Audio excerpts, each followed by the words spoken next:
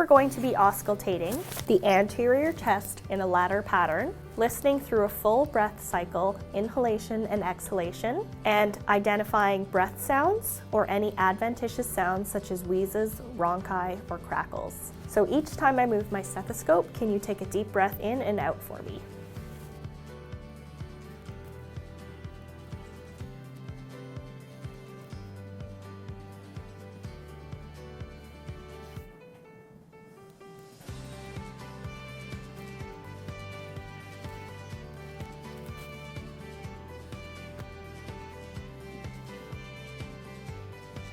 We're comparing the right versus left sides.